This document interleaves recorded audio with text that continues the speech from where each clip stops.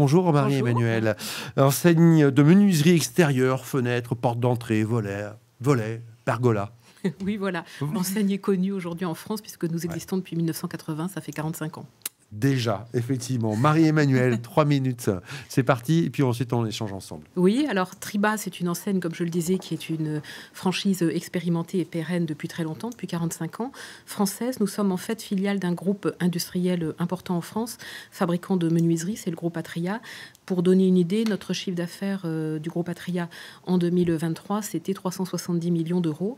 Et nous avons 5 usines en France pour fabriquer donc des fenêtres, des portes, des volets, des portes de garage, des pergolas, des baies vitrées, des fenêtres de toit, tout ce qui a trait aux menuiseries intérieures et extérieures et avec tout type de matériaux, c'est-à-dire des menuiseries en bois, en PVC et en aluminium.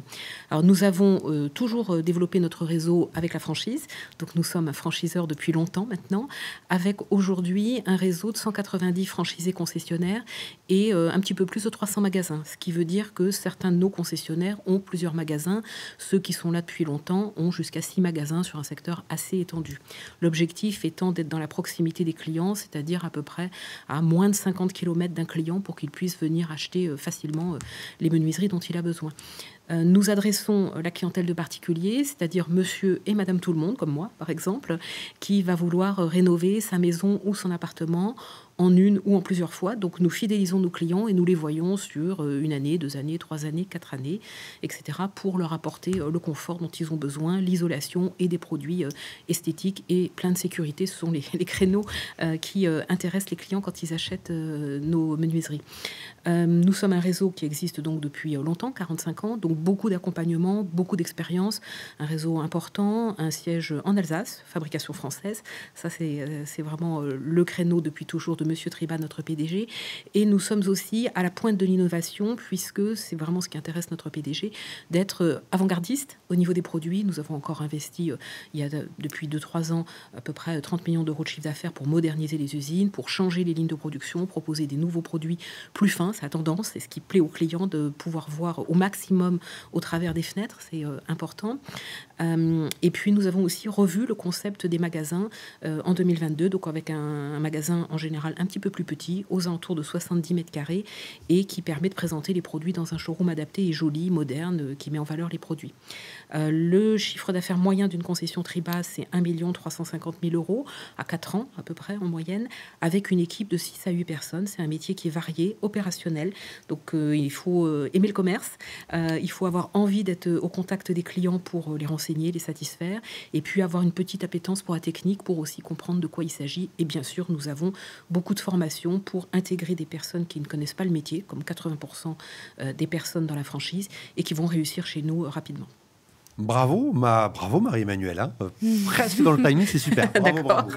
N'hésitez pas si vous avez des questions sur ce réseau Triba, évidemment, vous les posez dans le chat. Charlotte.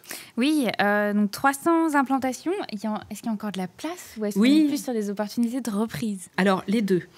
Nous avons aujourd'hui 310 magasins. Notre objectif d'ici 2030, c'est d'avoir à peu près 400 magasins. Moi, j'ai couramment entre 10 et 15 ouvertures de nouveaux magasins par an. Donc, j'ai aujourd'hui une quarantaine de secteurs disponibles en France métropolitaine, puisque Triba ne se développe qu'en France. Sinon, pour des questions de transport, c'est trop compliqué de franchir la mer, sauf en Corse. Mais donc, sinon, on ne va pas plus loin. Mais j'ai des grandes villes disponibles comme Beauvais, Le Havre, Brest, Romans-sur-Isère, Niort, La Roche-sur-Yon. Voilà, il y a du choix pour plaire à tout le monde. Et puis, effectivement, dans un réseau qui est aussi ancien et expérimenté, j'ai des personnes qui partent en retraite, qui sont là depuis longtemps, puisqu'on reste assez longtemps chez Triba, en moyenne 12 ans. C'est quand même un bon record. Le contrat est à vie, donc il n'y a pas de souci de renouvellement de contrat. Et nous avons donc des concessionnaires qui vendent pour partir en retraite, à peu près 6 concessions à vendre tous les ans. Qu'est-ce qu'on conseille à un futur candidat à la franchise? Est-ce qu'on conseille plus la reprise ou une création? Alors, c'est différent. La création coûte moins cher, pour parler clairement. Le budget d'investissement pour une création, c'est 120 000 euros chez Triba. Donc, c'est un budget qui est assez raisonnable pour une création de franchise. On part d'un apport personnel de 40 000 euros. Évidemment, quand on vend un fonds de commerce ou une société avec une réussite, avec des chiffres d'affaires qui atteignent parfois 2 millions ou 4 millions, j'ai eu des concessions qui ont été vendues cette année qui faisaient 4 millions de chiffre d'affaires, ça se vend plus cher puisqu'il y a un fichier client, il y a une équipe en place, il y a des méthodes, etc. Donc, donc c'est plus onéreux. Mais les deux profils existent, c'est-à-dire que j'ai des personnes qui me contactent et qui veulent créer, embaucher leur équipe, mettre en place tout le système avec nos conseils bien sûr et avec notre expérience et nos formations. Et puis j'ai aussi des personnes qui ont eu par le passé déjà l'habitude de manager des équipes et qui seront contentes de pouvoir tout de suite manager une équipe de 10, 15 personnes et qui sauront le faire. Donc les deux profils existent.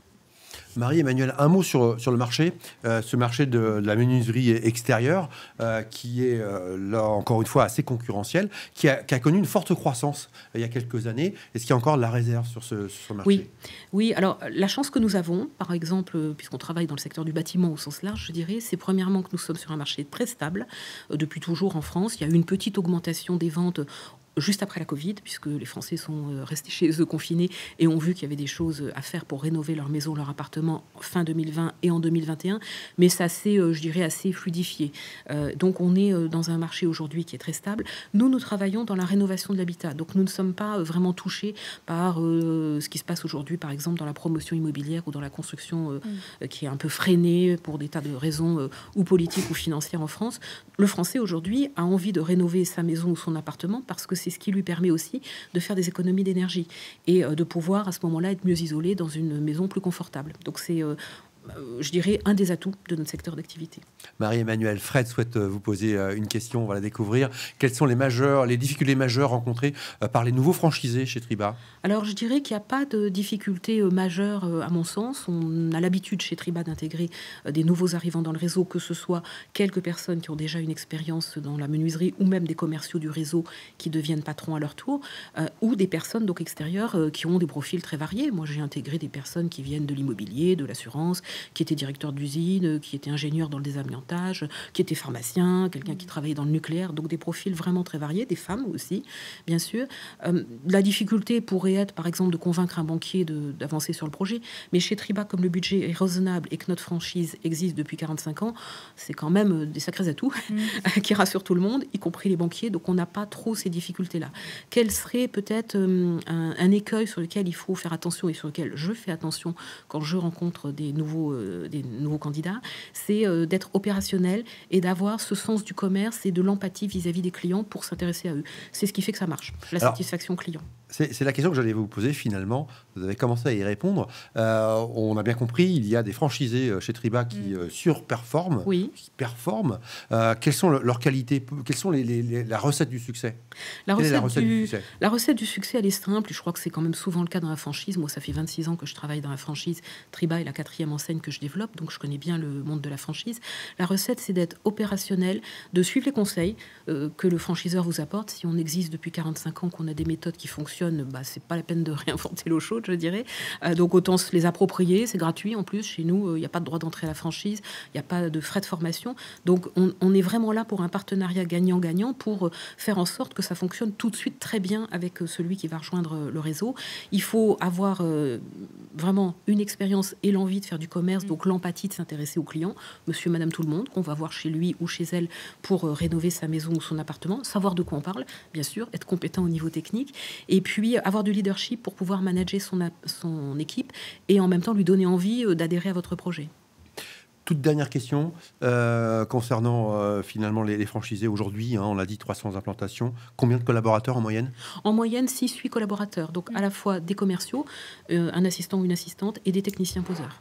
Parfait, merci infiniment Marie-Emmanuelle. Merci. Ça s'est bien passé ? On vous a pas traumatisé ? Non. Oh, l'idée c'était de pouvoir s'expliquer.